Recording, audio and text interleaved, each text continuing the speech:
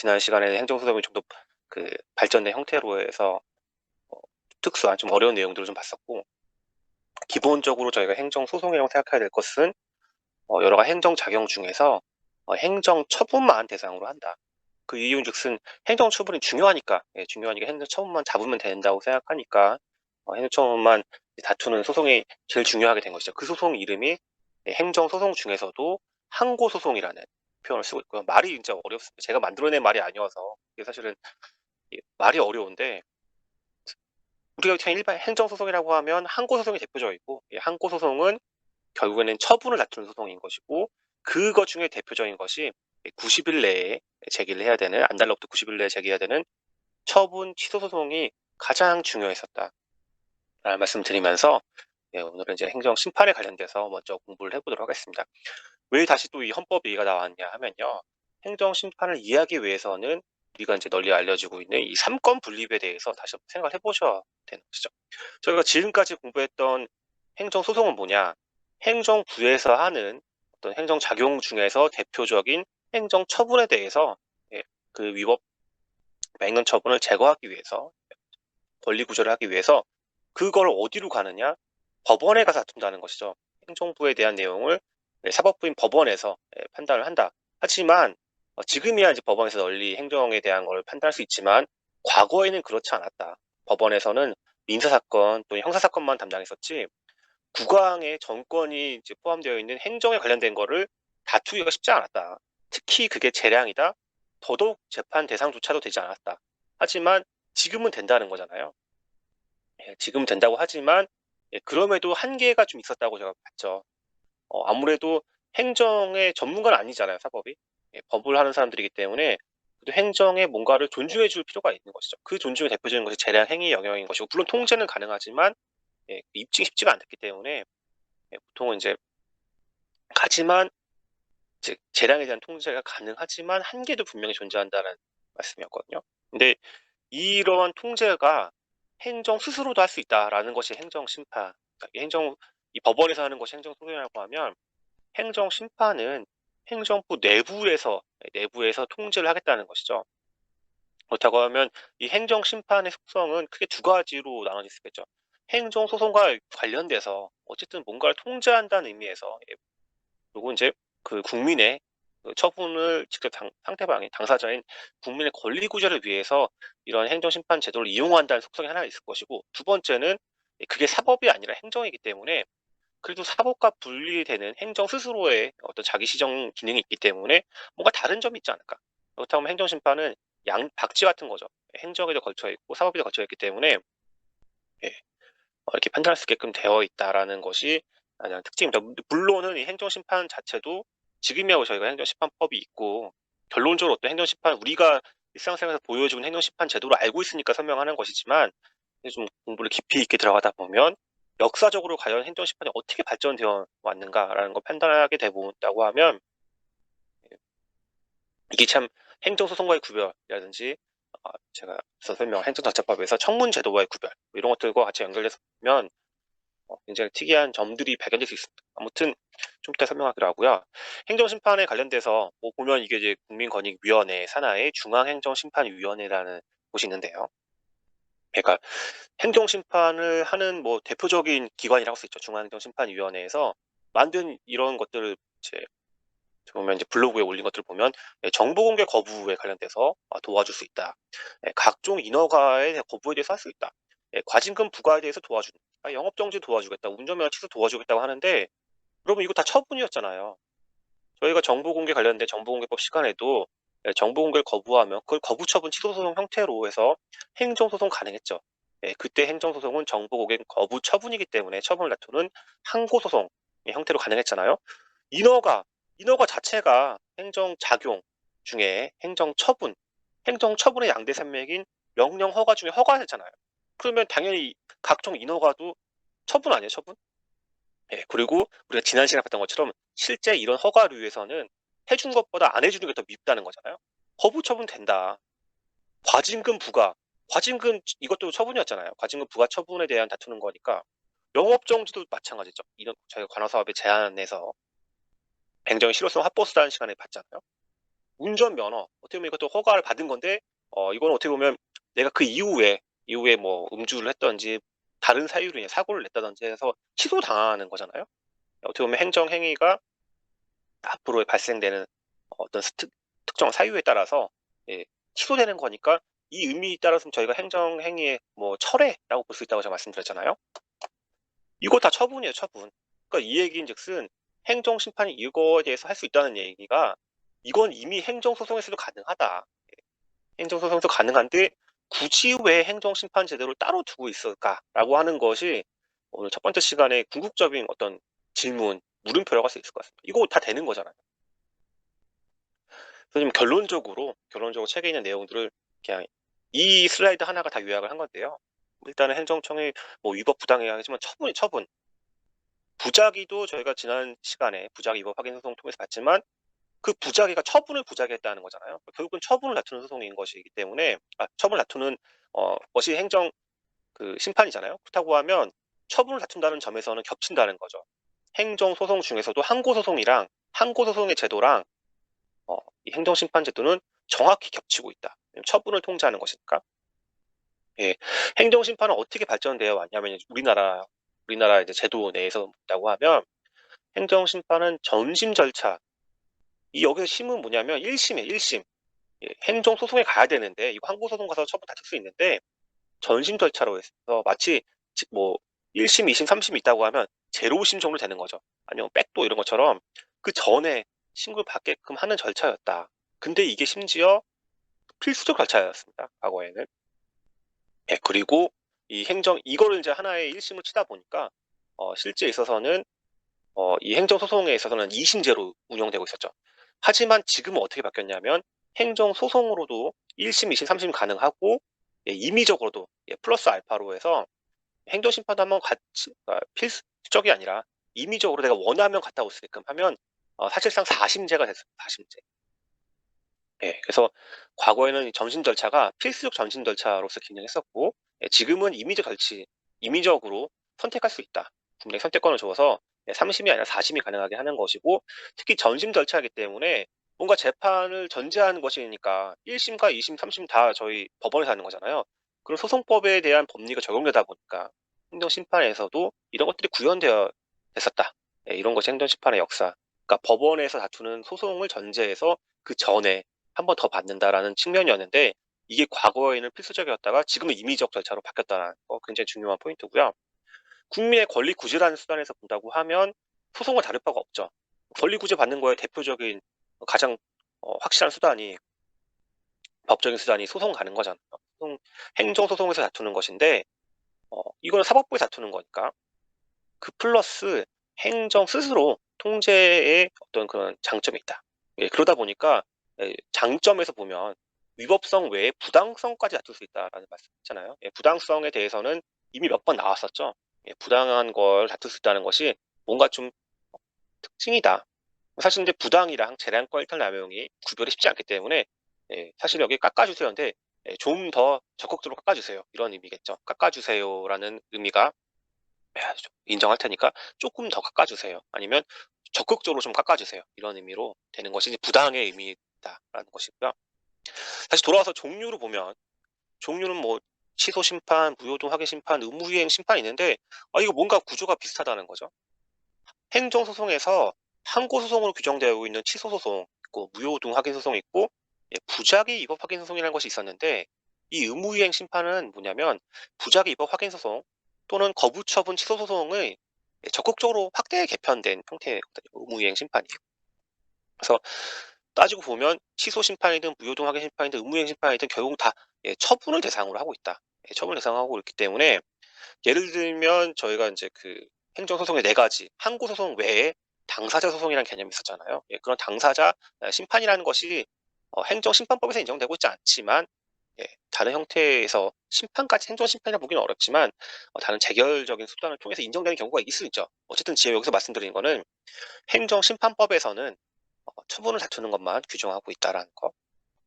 예, 비교를 해서 행정소송에서는 삼권분립의 한계상 의무이행 소송이 인정되지 않는다.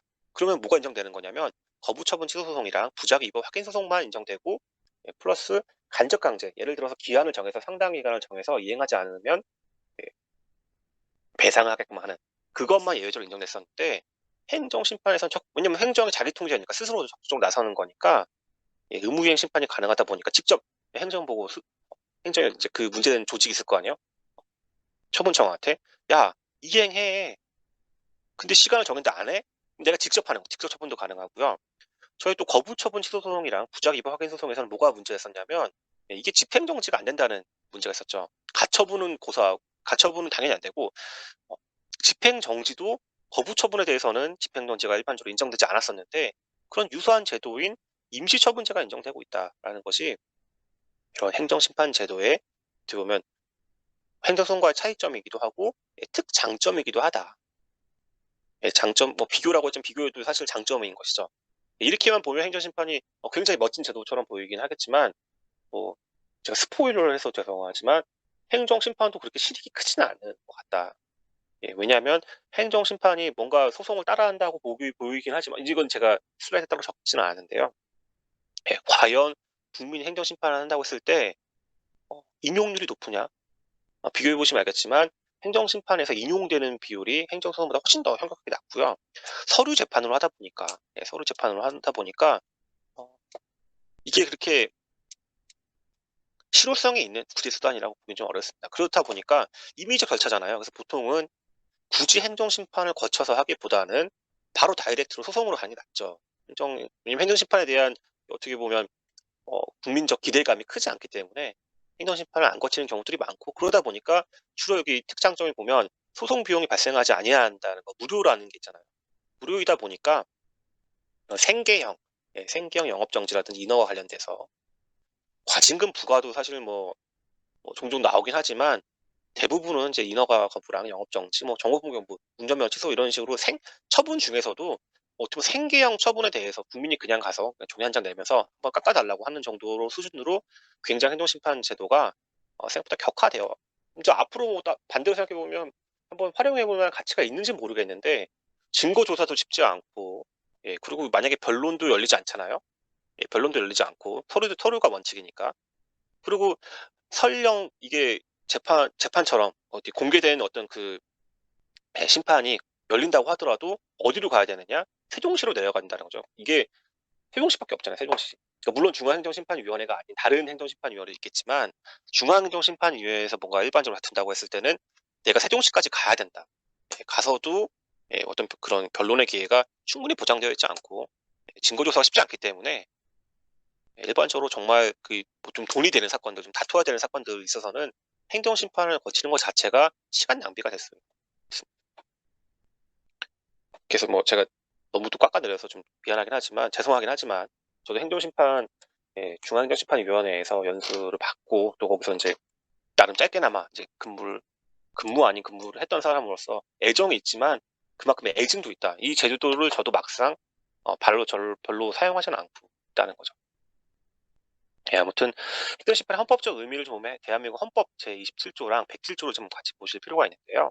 27조는 저희가 재판 청구권에 관련된 국민이 가지고 있는 재판을 받을 권리가 있는 것이고 이 권리를 실현하기 위해서 107조 전으로 가보면 사법권에 대해서 어떻게 법관이 신분이 있어야 되고 독립성을 어떻게 보장하면서 재판은 어떻게 이루어질 것인지에 대한 조문들이 한 107조 전으로 가보면 헌법에 있는데 그 중에서도 107조 3항을 보시면 재판의 점심 절차로서 행정 심판을 할 수 있다라고 되어 있습니다. 그리고 행정 심판 절차는 법률로 정하되 사법 절차가 준용되어야 한다. 그랬습니다. 점심 절차니까 할 수 있다. 점심 절차로 할 수 있다는 거니까 그러니까 필수적 전치가 아니라 지금의 임의적 전치. 헌법이 행정 심판에 관련돼서 헌법이 예정하고 있고 그래도 이게 전심 절차다 보니까 재판을 전제한 거기 때문에 당연히 준사법 절차가 준용되어야 하고 실제 행정심판법도 행정소송법 비스무리하게 만들어졌지만 저는 굉장히 회의적이다라는 말씀을 좀 드리고요.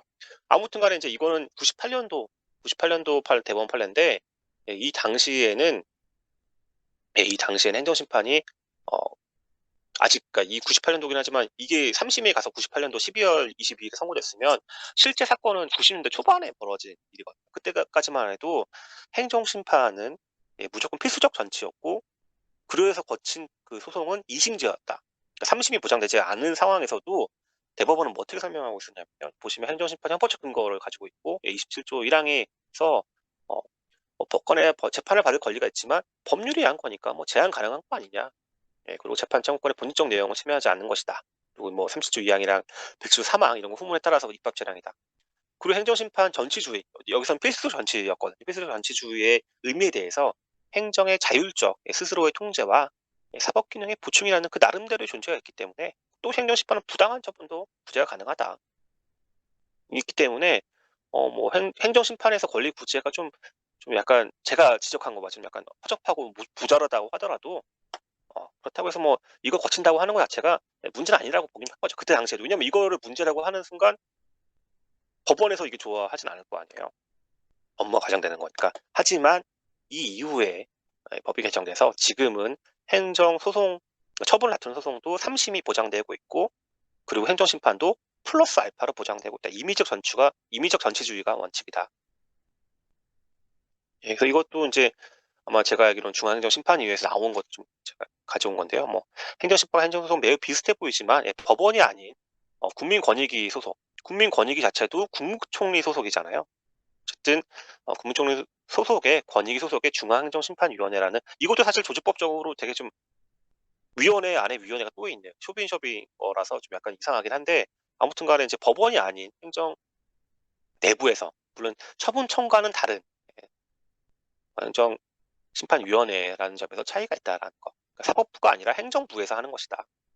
그렇게 막 장점을 잘 서술하고 있지만, 행정심판위원회 홈페이지 가서는 굉장히 장점을 많이 설명하고 있지만, 그게 과연 실익이 있는지에 대해서는 굉장히 많은 업종들이 이제 회의감을 가지고 있다는 설명을 드립니다. 그래서 이제 방금 말씀드린 내용들이 행정심판의 영역에 담겨 있는데요. 원래 처음에 이제 그 명칭은 소원법이에요. 1951년도니까 진짜 옛날이잖아요. 소원법 시절에는 소에 제기 전에 처분청의 직근 상급행정청, 그러니까 상급행정청에 대해서 뭔가 다투던 거였죠. 근데 지금은 저희가 보면 행정심판위원회라고 해서 권익위 소속의 아예 다른 따로 이걸 하는 이제 그 행정심판위원회가 생긴 거잖아요. 그러니까 지금은 좀 달라지긴 했겠죠. 그래서 이게 지금 어떻게 변화되어 왔냐면, 행정심법 1984년도를 보면 어쨌든 이런 사법 절차가 준용되어야 한다는 게 이 당시 이제 80년도에 전두환 정권이 집권하면서 이제 이 조항이 들어갔거든요. 108조, 지금 107조 3항인데 반영해서 뭔가 행정심판법을, 소원법에서 행정심판법을 개정하면서 뭔가 사법 절차 비스무리하게, 뭔가 이제 뭐 원피고를 전제하는 것처럼, 예전에는 직근 상급 행정청에 대해서 그냥 뭔가 위에 가서 위에 있는 행정청이 다투는 것이라고 하면, 지금 뭔가 좀 비스무리하게 뭔가를 만들었다. 그리고 나서 94년도에는 행정심판 전치주의를 채택해서 당사자 선택에 따라서 거치지 아니하고 바로 할 수 있게 됩니다. 94년도니까, 이 94년도에 개정됐지만 시행일은 그 이후였잖아요. 그러니까 이 아까 나왔던 이 판례의 나온 즈음에서 임의적 전치주의로 바뀌었고, 이 판례는 그 과거에 필수적 전치주의에 대한 판례였지만 그런데 그게 문제는 아니라고 봤던 것이죠. 왜냐면 이제 이걸 저는 문제라고 생각하지만, 이게 문제가 된다고 얘기하는 순간 이제 굉장히 업무가 과부하가 걸릴 것 같아서 나름의 이렇게 설명을 한 것으로 보여요. 아무튼 그래서 이게 변화되어 왔다. 51년, 84년, 94년도에 따라서 예전에는 필수적 전치주의였고 지금은 이제 임의적 전치주의로 바뀌었으며, 예전에는 직근 상급 행정청에 가는 거였다고 하면 지금은 독립한 행정심판위원회에서, 그러니까 뭔가 행정 내부에 있긴 이지만 뭔가 그걸 담당하는 어떤 다른 기관에 가서 하는 것이고, 중간쯤에는 뭔가 사법 절차 비스무리하게 이렇게 돼서 점점점 뭔가 이제 행정심판 제도가 자리를 잡아가고 있는 것을 좀 볼 수 있다. 51년도, 84년도, 94년도. 94년도 거는 이제 행정소송법이지만 행정소송법의 내용이 바뀜으로써 이제 바뀌게 됐다 거잖아요. 그래서 좀 이렇게 보시면서 영역을 좀 보시면 될 것 같습니다. 근데 문제는, 제가 말이 이렇게 좀 길었는데 이게 공부하기가 굉장히 어렵고 까다롭고 좀 쉽지가 않은 내용이어서, 사실 이번 주차 내용이 다 그렇긴 하죠. 뭐가 어렵냐면, 제가 행정심판을 설명하지만 진짜 방금 전에 얘기했던 요 행정심판의 영역에서 말하는 거는 이게 행정심판법에서의 행정심판을 얘기하는 거예요. 그러니까 어떻게 보면 좁은 의미의, 형식적 의미의, 제도적 의미의 행정심판에 관련 내용이지만 사실 행정심판 또는 재결이라는 표현이 더 넓은 개념이긴 하거든요. 그러니까 이게 조금 이게 차이가 있다 보니까 왔다 갔다 할 수 있다는 것이죠. 이게 약간 비슷한 개념이 뭐가 있냐면 저희가 사복이 아니죠. 제복을 입은 경찰서에 가면 만날 수 있는 경찰관을 전제하잖아요. 그래서 경찰이라는 개념 안에 우리는 누구나 경찰 얘기하면 경찰관을 생각한다는 거죠. 제복을 입은 아니면 뭐 형사든 그 경찰관을 생각하는데 실제 저희가 학문적 행정법에서 말하는 경찰은 더 넓은 개념이거든요. 그렇다 보니까 이제 꼭 그런 그 경찰서에 있는 그 경찰관이 아니라고 하더라도 경찰 작용이 벌어질 수 있는 것이죠. 다른 공무원들이에요. 단속 공무원이든 다른 공무원들에서 벌어질 수 있는 것들이 있잖아요. 그러니까 경찰이라고 말하지만 실제 우리가 생각하는 경찰이 아닐 수도 있다는 거랑 굉장히 유사하게 제가 행정심판이라고 얘기하고 있긴 하지만 진짜 약간 좁은 의미의 행정심판이 아니라 좀 넓은 의미의 행정심판으로 볼 수 있는 경우들이 등장한다. 예를 들면 아예 특별 행정심판이라고 해서 빠져있는 본인이 행정심판이라고 얘기를 하긴 하는데 그냥 아예 별도의 기관을 좀 얘기하는 경우도 있고 명칭이 뭐 이의신청, 심사청구, 심판청구라고 막 다 되어 있는데 자세히 내용을 보면 결국 그게 행정심판이라는 그러니까 이게 지금 전반적으로 행정법에서 반복되는 현상인데 저희가 명령, 허가도 배우지만 실제 법령에서의 의미가 다르다고 할 수 있잖아요. 신고도 마찬가지로 그게 신고든 등록이든 여러 표현들이 쓰이고 있는데 우리가 그냥 언어상 쓰이는 신고랑 다르잖아요. 마찬가지로 아까 뭐 행정행위 뭐 철회에 배웠지만 일반적으로 뭐 운전면허 취소라고 되어 있지만 저희가 취소라고 안 보고 이 의미는 행정행위의 철회다라고 보는 것처럼 행정법의 어려운 이유는 이 명칭이랑 실제 그 법에 쓰이는 명칭이랑 이게 잘 안 맞아요. 안 맞는 게 있어가지고 아무튼 뭐 제가 여러분들께 어렵게 설명할 필요는 없을 것 같으니까 일단 제가 특별하게 각종 특별행정심판이라든지 이의신청, 심사청구 이런 것들을 따로 지정하지 않는 이상 제가 행정심판이라고 얘기하면 그냥 행정심판법에서 나온 행정심판이라고 좁은 의미로 제가 일단은 설명을 드릴게요.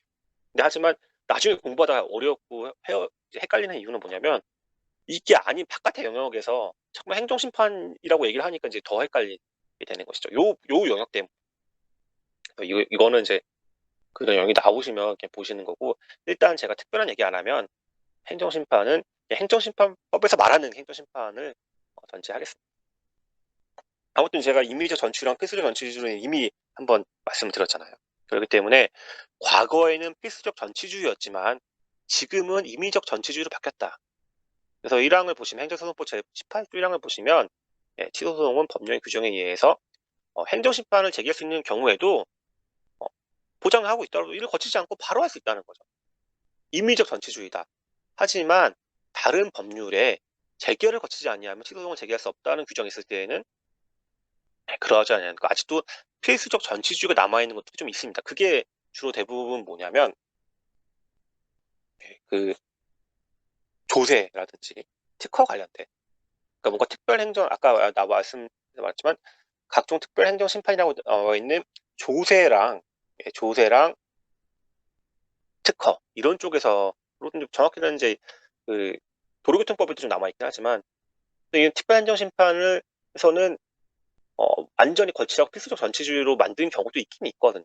한번 이제 거기 필터를 거치고 오라는 경우도 있긴 하는데 그런 경우를 따로 다른 그 해당 법률에서 정하고 있지 아니한 이상 임의적 전치주의가 원칙이다. 시죠. 예. 근데 뭐 이런 경우에 있어서도 필수적 전치주의를 정한 경우가 있다고 하더라도 무효 확인 소송에서는 18조에 대한 내용 자체를 중요하지 않기 때문에 무효는 언제든지 누구나 할 수 있는 거죠. 어딜 갔다 오라고 어딜 한번 필수적 전치주의가 예외적으로 필수적 전치주의를 정한 것이라고 하더라도 무효 자체는 누구나 확인할 수 있기 때문에 예, 굳이 행정심판 안 갖춰 행정심판을 거치지 않 그러니까 예외적으로 인정되는 필수적 전치주의를 거치지 않아도 된다라는 것이고 제가 이제 한번 말씀드렸던 것이 그 IMF 때 벌써 지금부터 한 30년은 아니고 지금 한 20년 전에 벌어진 사건에 있어서 20년 전에 벌어진 조세에 관련된 부가처분 정확히는 취득세가 아니라 양도소득세 부가처분 관련된 사건에서 그 세금 관련된 거는 필수적 전치주의거든요. 그러니까 무조건 행정심판을 거치고 왔었어요. 조세심판 절차를 거치고 왔었어야 되는 것인데 안 거치고 제가 바로 다이렉트로 무효 확인 소송을 제기했죠. 왜냐면 이미 20년이 지났기 때문에 이 요건을 할 수 없으니까. 근데 무효 확인 소송은 이 전치주 관련된 정확히 말하면 18조 1항 단서가 적용되지 않다 보니까 제기할 수 있는 것이고, 저도 긴가민가했지만 무효 확인 소송에서 무효를 인정받았다. 제가 거의 저의 치적으로 자랑하고 있는 사건이라고 할 수 있는데, 그때도 어떤 판사님께서 나름의 제 얘기를 들어주셔서 송달 자체가 안 됐다라는 제 주장을 받아들여 주셔가지고 무효가 나온 적이 있다. 저도 긴가민가했지만 받고서도 저 놀라웠던 사건이었는데, 아무튼 그때 무효 확인 소송에서는 이런 필수 전치주의가 예외적으로 인정되는 이 필수 전치주의 자체도 아예 필요 없다. 그냥 갈 수 있다라는 거. 다시 정리해 보면, 과거에는 모든 행정심판이 필수적 전치주의였지만 현대 와서는 원칙은 임의적 전치로, 그러니까 안 거치고 바로 행정소송 갈 수 있지만 선택권을 주는 옵션을 준 건데, 다만 다른 법률, 특히 이런 조세 관련된 법률에서는 행정심판 거치지 않으면 아예 소송 못 가게 막아놓은 경우들이 있더라.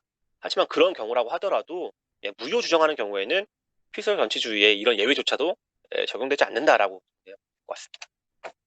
그리고 이제 그 다음에 위법과 부당의 구별인데요. 부당이 뭔가 좀 이렇게 특별한 장점이 있다고 말씀드렸는데, 문제는 이 부당이 재량권의 일탈 남용이랑 구별이 쉽지가 않은 게 문제다.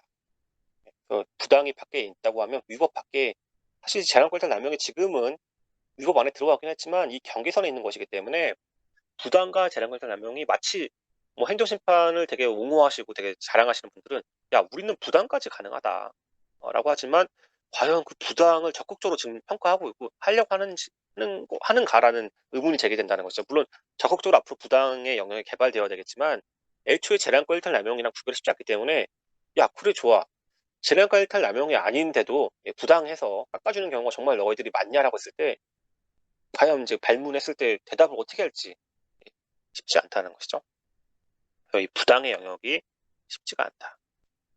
장점이라고 있긴 하지만 쉽지가 않다는, 경계 설정이 쉽지가 않다는 말씀드렸고요. 이것도 판례, 저번에 봤던 판례였잖아요. 제가 자주 소개하는 판례였기 때문에 아마 제가 그 강의 안에는 넣어놓지는 않았지만 다시 한 번 정도 다시 한번 읽어보시길 바라고요. 이것도 특별히 발전되어 온 부당의 영역에서는 깎아주는데, 좀 더, 왜냐하면 그 처분과 직접 그 처분의 위반 사유에 대한 어떤 내용의 제재적 처분을 하신다고 했을 때, 또 위반 행위라든지 그거 직접 관련은 없지만 다른 여러 사정을 고려하겠다는 것인데, 이런 것들이 이제 인정된다고 되는 경우들이 있긴 하죠. 아예 없는 것은 아닌데, 과연 이걸 적극적으로 이걸 부당의 영역을 개발해서 해주고 있는지 행정심판에서 과연 그러고 있을까라는 의문이 제기되고 있다. 그리고 이제 이거 유사한 개념들을 정리하실 필요가 있는데, 아까 처음 나왔던 행정심판의 고대 행정심판, 우리나라 지금 51년도 행정심판 여기 보시면 직근 상급 행정청에 대해서 뭔가 해달라고 하는 거였다고 했잖아, 51년도에. 이게 직권 취소가 물론 행정 스스로 할 수 있는 것인데, 보시면 이 여기서 행정청에는 자기도 있지만 상급 행정청도 포함되어 있고, 상급 행정청이 하는 직권 취소랑 좀 구별할 필요가 있겠죠. 이게 과거의 행정심판은 좀 비슷했지만 지금 좀 약간 달라지긴 했지만, 뭔가 여기도 부당한 걸 다툴 수 있는 거니까 부당한 걸 취소할 수 있다. 다만 이제 직권 취소에는 기한의 제한이 없으니까 언제든지 가능하다는 것이긴 한데, 뭔가 이런 직권 취소랑도 같이 좀 봐야 될 측면이 분명 있죠. 또 하나의 제도는 이의신청이라는 제도가 있는데, 이것도 사실은 뭐 여기서 말하는 이의신청은 행정심판과 구별되는 좀 이의신청이 있는 것인데, 어떤 법에서는 이 이의신청이라는 게 법이 들어가 있는데 이의신청으로 안 보고 그냥 행정심판으로 해석하는 경우들도 많다. 어렵죠. 그러니까 이렇게 법이 이게 이 실제 법이랑 우리가 쓰는 배우는 공부하는 법이랑 달라서 이해하기 되게 쉽지 않으실 텐데, 아무튼 여기서 말하는 거는 뭔가 좀 학문상 강학상 이의신청 제도가 행정심판과는 구별되는 것이 있더라. 보면 이의신청을 받으면 30일 이내에 하는 것이고 이의신청할 수 있다. 그리고 이건 해당 행정청이 하는 것이잖아요. 그러니까 행정심판은 해당 행정청이 아니라 별도의 행정 내부의 다른 행정심판위원회에 가서 다투는 것이 기본적인 행정심판의 모습이라고 볼 수 있는데, 이거는 해당 행정청에 이의 신청할 수 있는 건데 뭔가 기간에 제한이 있고 대신 뭐 신청권이 있는 것이잖아요. 갈 수 있는 신청권이 보장되어 있는 거니까 직권 취소에서는 여러분 신청권 인정됩니까? 말은 할 수 있겠지만 그게 우리가 어떻게 보면 소를 제기하는 것처럼 그런 신청권은 그런 의미의 신청권은 아니죠. 그냥 내가 청원할 수 있겠지만 뭐 응답할 의무가 있는 것도 아니고 따로 어떻게 어떤 재판 절차가 열려야 되는 것도 아니잖아요. 이건 내가 스스로 생각해 보니까 아닌 것 같아라고 하는 것일 뿐이지 내가 적극적으로 이런 직권 취소를 뭐 열어달라 이렇게 얘기할 수 있는 어떤 국민의 권리 구조 측면에서는 그런 건 아니라는 거죠. 이의 신청은 행정심판과는 굉장히 비슷하긴 한데 이건 행정청 스스로에게 요구하는 것이고 이것도 아직 시행이 2023년이잖아요. 그러니까 이런 이의 신청 제도가 널리 인정되고 있다기보다는 군데군데 몇 개의 법률 중에서 이의 신청 제도를 두고 있는 경우들이 있다. 그런 것들에 대해서 이제 뭔가 널리 하기 위해서 이런 것들을 좀 정하고 있지만 행정기본법에서 반영했지만 이거 되게 의미가 있는 조문이긴 하죠. 아직 시행이 되려고 하면 좀 남아 있는 것이고 그렇다면 개개의 법률에서 이의 신청을 좀 볼 수밖에 없다. 근데 어떤 법에서 예를 들면 그 토지보상법에 관련돼서 보다 보니까 이의 신청 제도가 있는데 말은 이의 신청을 쓰고 있지만 해당 행정청이 아니라 별도의 독립한 행정심판위원회처럼 별도의 위원회에 가서 다툰다? 그때의 의미를 저희는 행정심판위로 본다는 것이죠. 이름은 네이밍은 이의신청이지만 이의신청이 아닐 수도 있고 행정심판일 수도 있다. 그래서 행정법이 어려운 거다.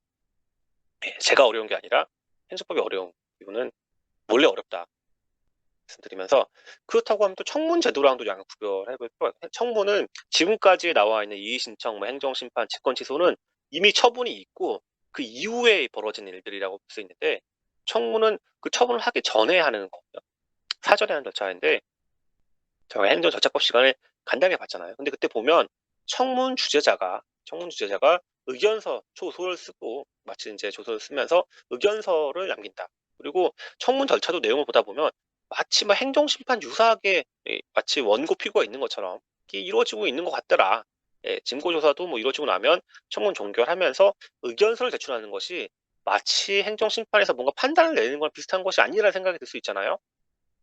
예, 충분히 비슷하다고 볼 수 있죠. 그러니까 이게 뭔가 처음부터 뭔가 이제 태초에 뭔가 신이 이 행정법을 만들면서 뭔가 되게 논리적으로 이걸 만들었으면 뭔가 이해가 쉬울 텐데 이게 어려운 이유 자체가 제도적으로 막 발전되어 어느 나라에서는 미국에서는 이게 청문 절차가 발전되어 왔고 영국에서는 행정심판 제도가 발전되어 왔어. 각각 나라마다 발전되어 온 양식이 좀 다르거든요. 그러니까 뭔가 소송은 아니지만 사법에서 이 컨트롤하는 것은 아니지만 뭔가 스스로 행정 스스로에게 기회를 주는 것들이 발달되어 오면서 우리나라에서는 뒤늦게 후발주자로서 민주주의와 뭐 어떻게 보면 이런 그 입헌주의를 받아들인 나라이기 때문에 장점만 모방하다 보니까 오히려 더 짬뽕이 돼서 이도 저도 없는 약간 어떻게 보면 그 특색이 없어지는 측면이 있긴 하죠.